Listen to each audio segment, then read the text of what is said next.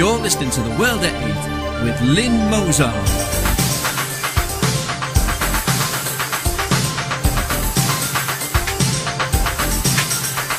The World at 8, the number one in nationalist news. Highlights of the news today, Monday the 3rd of December. Drunk asylum seeker gets jail after killing Newcastle University model. Man charged with terror offences.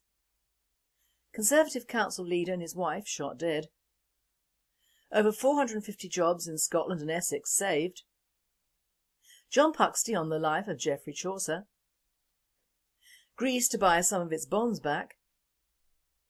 Majority in Dutch Parliament moved to scrap law making it a crime to insult God.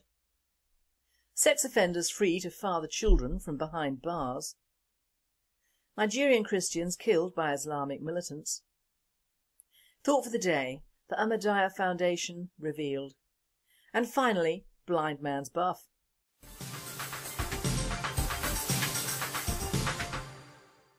UK news. The bright future of beautiful model Rebecca Kane, who was aged just 20 years old, was suddenly put to an end by an asylum seeker.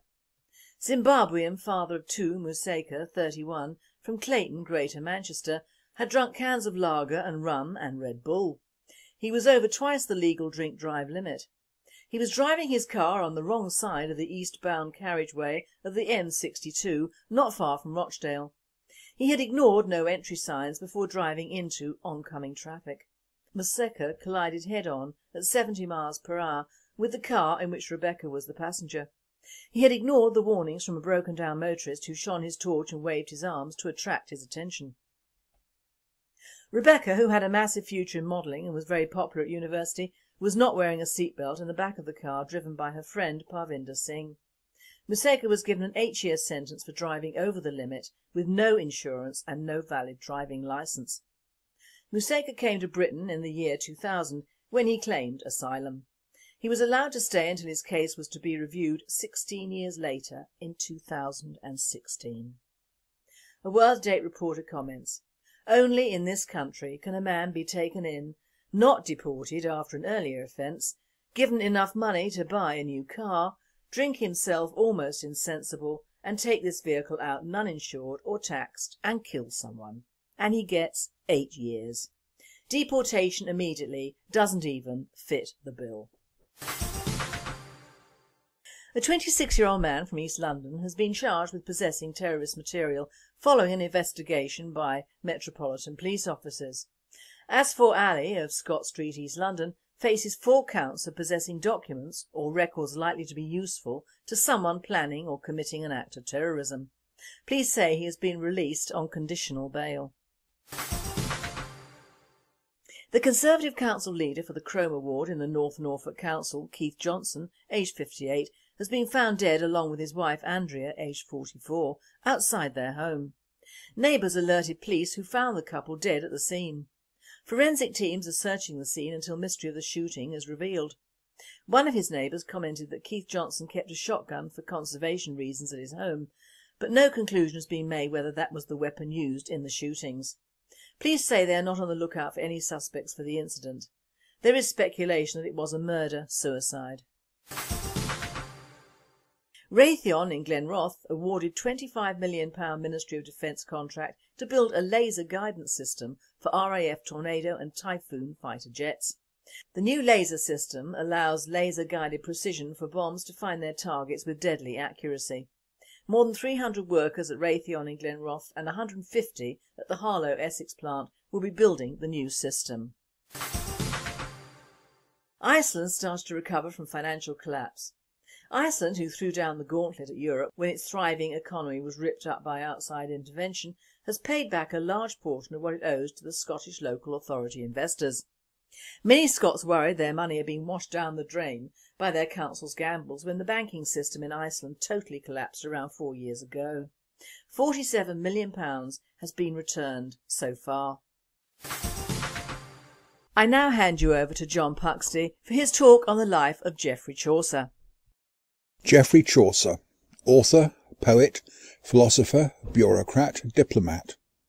There can be few literary figures in England's history that has had such a great influence on us as Chaucer, while living such an eventful life in his own time. Chaucer was born in London in 1343 to a family of vintners. His mother came from a family of moneyers who made the silver pennies issued by the crown as state currency. At the age of 14 he became a page to Elizabeth de Burgh, Countess of Ulster, who was married to the Duke of Clarence, the second son of King Edward III. Geoffrey walked into court life where throughout his life he worked as a courtier, diplomat and civil servant. In 1359 Edward III invaded France. Geoffrey was captured and held to ransom in 1360 during the siege of Rheims. The king paid £16 for his ransom. After this episode he worked as a royal messenger in France and Spain. In 1366 Geoffrey married a lady-in-waiting and had 4 children with her. In 1370 he wrote his first literary work, The Book of the Duchess, based on Blanche, the late wife of John of Gaunt, who had died in 1369. Geoffrey visited Genoa and Florence in 1373, where he was introduced to medieval Italian poetry, the stories and styles he would use later in works like the Canterbury Tales. A year or two later, Richard II sent Geoffrey to find Sir John Hawkwood, who was leading the White Company of mercenaries near Milan.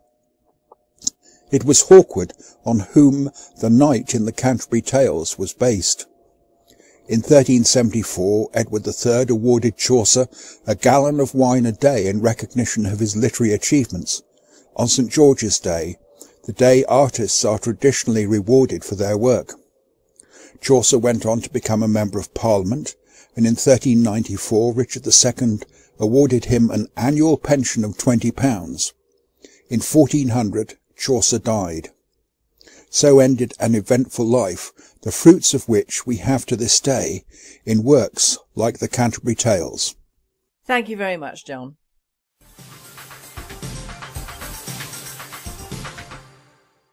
European news. Greece has come up with an idea to help its failed economy. The Greeks are trying to buy some of their bonds back in a Dutch auction. The idea of the buyback is to try and stop their debt from expanding. If all things work well for the Greeks on their buyback plan and they achieve their spending limit of €10 billion, they could buy 60% of the outstanding debt. This could net them a saving of nearly €40 billion. Amsterdam. The Almighty will have to defend his own name from now on. Dutch Parliament has accepted a motion that will scrap a law making it a crime to insult God. A majority of parties said Wednesday the European Union nation no longer needs the law, which hasn't been invoked in the past half-century. The movement to decriminalise blasphemy gathered strength in the last decade amidst a national debate about the limits of freedom for speech. The climax came in the 2011 trial of far-right politician Geert Wilders, when judges ruled he had the right to criticise Islam even if his opinions were insulting to many Muslims. It still remains illegal under Dutch law to insult police officers or Queen Beatrix, the country's monarch. French banking governor shakes his little fist at Britain. French banking governor Christian Noyer said that London should not be the financial hub of Europe. He explained that London is offshore to Europe and that the 17-nation bloc would be better off if the hub was brought closer to mainland Europe. He went on to say, London should be stripped of its status of Europe's main financial hub, and added that Euro business should be done in the Euro area, obviously meaning that we still trade in pound sterling, and that it should be on the European mainland to manage its own currency.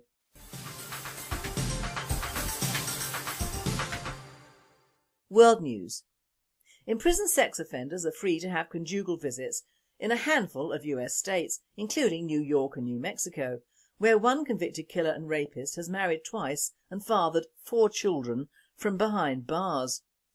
Exasperated lawmakers told FoxNews.com that letting sex offenders, including violent rapists and child predators, have intimate contact with visitors while serving their sentences sends the wrong message.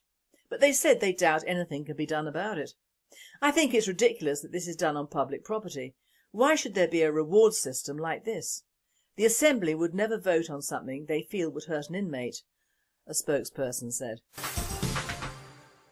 English immigrant Lauren Bell, currently residing in Madison, Georgia, has received a deportation order, effective on her 21st birthday on January the 28th, 2013.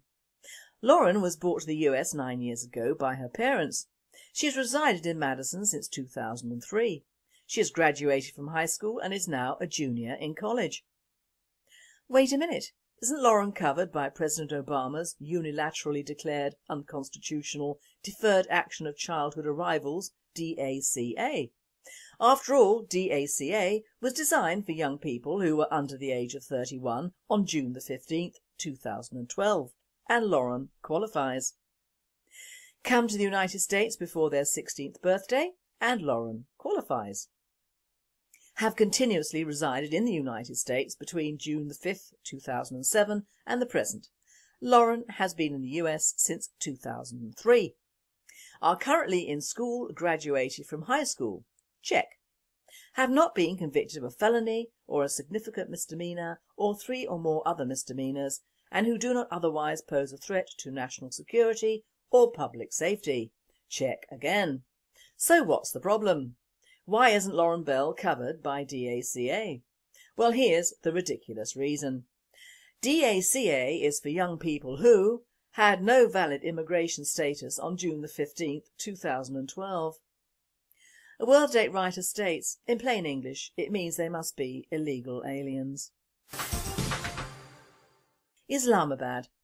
The Independent Monitoring Board, IMB, of the Global Polio Eradication Initiative, GPEI, has recommended the imposition of international travel restrictions on every child or adult travelling out of polio-endemic Pakistan, Afghanistan and Nigeria, so they do not carry the risk of polio with them to imperil the hard-earned status of countries that are now free of that crippling virus. No country should allow a citizen from any endemic polio state to cross their border without a valid vaccination certificate, recommends the 6th IMB report, which has just been released. Except, of course, the UK and the rest of the mugs in Europe, and don't we just take them all in? Israeli newspaper Haaretz has reported that ambassadors from France and UK could be recalled over disagreements with plans to build over 3,000 new homes on Palestinian land in Arab East Jerusalem for Israelis. Other countries like Germany have expressed anger at the Israelis for planning a move that could jeopardise any peace agreement between Israel and Palestine. UN Secretary Ban Ki-moon has also warned of a disaster in the process of peace. The United Nations have voted 138 to 9 against the building of the settlement, with around 40 abstentions, and no-shows tallying to just 5. Those voting in favour of Israeli plans include Israel, the United States and Canada, alongside islands which were former US colonies.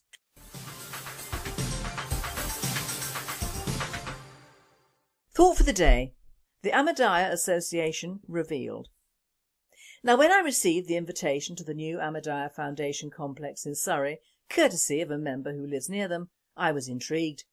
I had visited this huge complex before when the South East region held an officers' meeting last March, and plans were already underway for its sale to this huge Islamic concern. So I was interested in how they worked and what had been done within this huge 30-acre conference centre and hotel site. I had already covered the probabilities of the sale of this in the previous World Day programme, and will be doing an in-depth report on this foundation for the website. But first, my thoughts. I went along as a private person and incognito as regards my political affiliations and also those of my sponsor. On entering the formerly beautiful grounds, it was obvious that whatever the AF Ahmadiyya Foundation had achieved within the property, the gardens had definitely taken the last place. The whole of the site that I could see was covered in leaves and generally unattended, so therefore no work by local gardeners had been undertaken since the sale. We were met in the car park by a charming young man who I would later discover was a student. We were taken into the main entrance of the conference centre, which is the newish modern building. There were many identically dressed men in northern Indian style, both older who were teachers and younger who were the students. All very polite, charming and smiling. I could not fault them on their hospitality, and neither would I. There was a large reception area set up for the locals who had been invited to meet and be greeted by members of this Islamic sect. Their literature was beautifully produced and in uniform with itself. The message of the Ahmadiyya sect of Islam is that love for all and hatred for none, which of course allayed the fears of most of the very nice middle-class Westerners who attended. I had done my homework on this foundation some time ago, so was not entirely surprised by what I found. What I found might surprise some of my listeners, but we always aim to inform, not denigrate just for the sake of doing it. Now, this sect is an offshoot of the Sunni Muslim ethos, and they include all the religious prophets in their texts and addresses. This is a quotation from a visit from an Ahmadi to an audience in Japan. We Muslims would not be Muslims if we did not believe in all the earlier prophets revealed by God, which means that God is one for all these people. Many of the prophets are mentioned by name in our holy book. These include Adam, Noah, Abraham, Moses, Jesus and many others. Then came the perfect prophet Muhammad. It is clearly mentioned in our holy book that the prophets mentioned are not the only ones. This means that Buddha may be one of the prophets. It is generally speaking only in Ahmadiyya literature that figures like Buddha or Krishna are specifically considered as being prophets. The Sheikh no doubt mentioned Buddha's name because he was addressing the people of Japan. Now, without going into the realms of Islam, this Ahmadiyya sect was founded in northern India by the first promised Messiah or Khalifa, Hadrat Mirza Ghulam Ahmad, in 1889.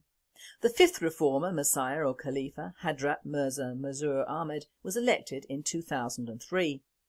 He looks a very nice, benevolent gentleman, but as we know, I am not in favour of peacemakers per se. They are very rarely what they seem. However, this Khalifa has been busy endearing himself and his organisation to the Lovies in London, which is where they moved from as they outgrew their previous pitch in outer London, which still housed their large mosque and offices. However, the Jamia Ahmadiyya UK in Hindhead is the flagship of that sect over here. During my visit I was escorted through the main living accommodation, which is comprised of the original meeting halls. This is not a madrasa as I first thought. It is a religious ceremony for young Muslim men who, after staying and being further educated for 7 years, are told to go to one of the many centres of the world to convert and inform. Alias, they are Muslim missionaries, similar to the Mormons, and in some ways their creed is similar. All of the first-year students, fresh from CSEs or whatever, bunk down in multiple dormitories, very well laid out with an olive green blanket-covered bed, a wardrobe and a desk for studying. Further up on the scale, the more senior students receive a double room and the most senior have single occupancy. It is all very clean and ordered. Do not be fooled. Behind this is a studied approach to Western predilections and preferences. I am not suggesting that everything is done for an audience, but I believe much of their approach to us is. The members of this sect are persecuted in their own lands. Many thousands of Ahmadis were killed in the 1953 Lahore riots and the 1974 anti-Ahmadiyya riots, and May 2010 saw attacks on Ahmadi mosques in Lahore. 1974 was the largest killing of Ahmadis.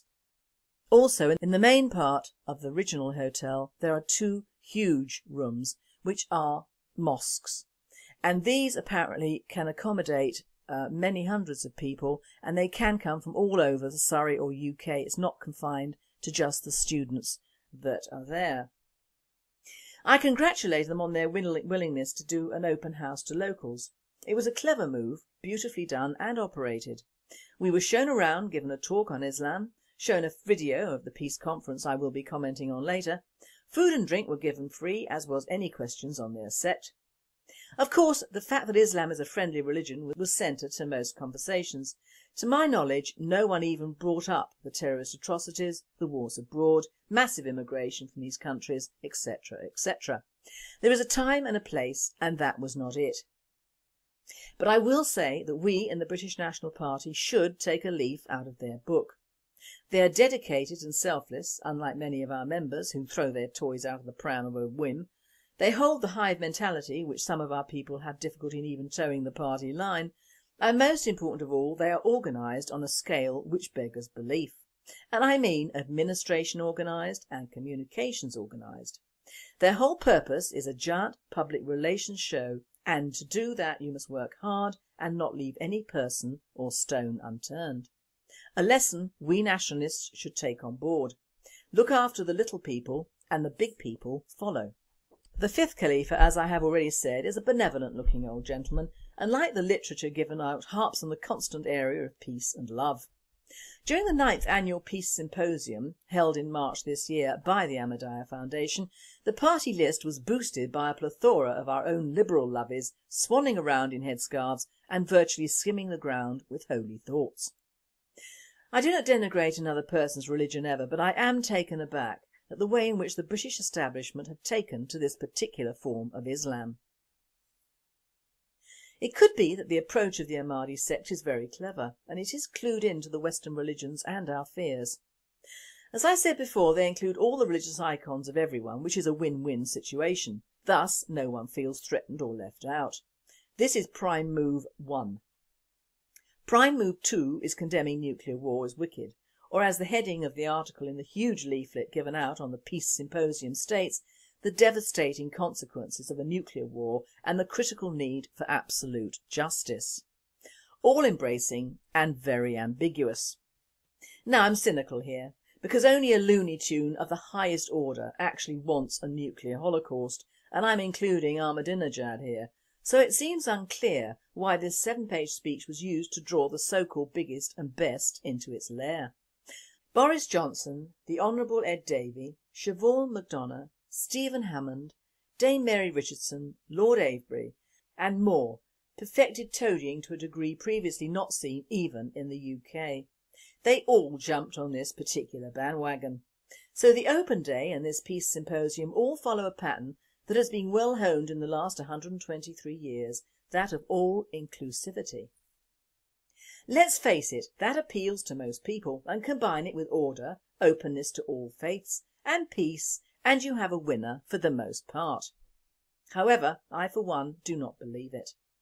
This sect has been empowered by a particular series of events, much like that of the Mormons and Jesus arriving in America. One of the main points of their crusade in Europe and mainly Christian countries is that Jesus did not die on the cross. He was not the Son of God, but a prophet. He survived crucifixion and travelled to Kashmir in northern India, where he was buried, and the burial site has now been found. I did ask if there had been any carbon dating, but of course the coffin is not allowed out of Kashmir for testing. Now combine this with the usual quest for peace in our time, plus the unspoken message of conversion to Islam and the spread of Islam itself in its original form. In one leaflet it reads, "The duty of Muslims is to convey the true message of Islam to others." This, along with the lines that read, "There are no punishment for blasphemy, freedom of religion and equality for men and women," and you start to wonder exactly what religion they're talking about. I just leave the listener with the convergent ideals of peace, with killings of their own fellow Muslims of admittedly different sex, blasphemy in which children are arrested for playing with pages of a book, freedom of religion with the killing of Christians and burning of their churches, and equality where women are killed because they've been raped. Now make no mistake, the Ahmadiyya sect is growing, and is growing fast. In fact, they are outgrowing all their original sites and are building huge mosques all over the world, including the largest mosque in Western Europe, which is in Morden, Surrey, the UK. They are ambitious and follow the prophecies of the promised Messiah on the foretold expansion of his community and the blessings of the expansion of Islam that has continued through his successive Khalifas. So the true message is expansion of Islam, and if one has to use other religions and be all-encompassing, that is just a road through which to pass to greater things. Massive funding and acceptance in the UK and abroad merely fuel the basic fire, which is a caliphate of Europe in its entirety. I have tried to find out who funds this organisation, because it is very well funded. Lord Tariq Ahmed, ex-vice chairman of the Conservative Party, is one of their own. You'll find a lot of news on their charitable and Muslim status, but their finances are not so open. They stress they are at odds with Saudi and the Wahhabis, but who knows. Make no mistake, despite the openness and the friendliness, that message is clear, if only in the fact that they invade other countries, albeit peaceably, and construct many large edifices in Allah and Muhammad's name. They amass huge amounts of money through humanitarian grounds which go to promote the same cause as that of the hate clerics, that of Muslim in its most fundamental and dangerous form. Signs on London buses of Muslims for peace do not detract but merely put the average Joe Public's mind at rest, if indeed he even notices it.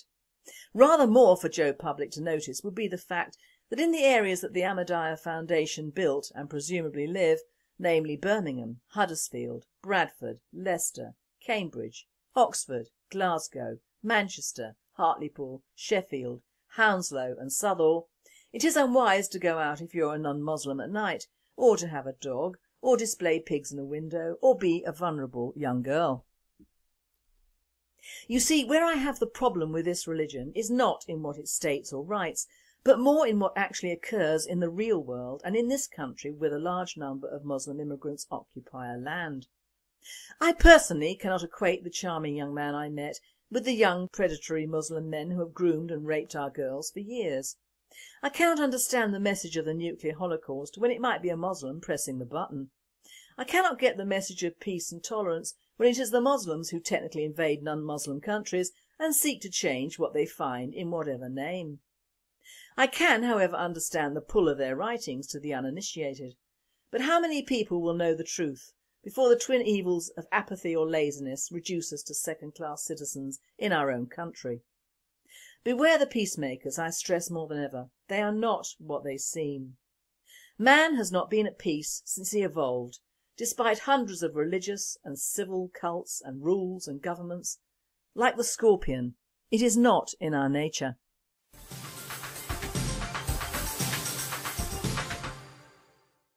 And finally, a fake blind man in Modena, Italy faces jail time for falsely claiming disability benefits after he was caught playing cards on camera. The pensioner from the northern town of Vignola has claimed €1,000 a month for his fake condition since 2005, police said.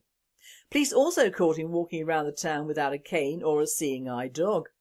Prosecutors seized a total of €92,000 from the man's bank accounts. He faces up to 5 years in jail if convicted. You have been listening to The World at 8. I am Lynn Mozart and I wish you all a very good night.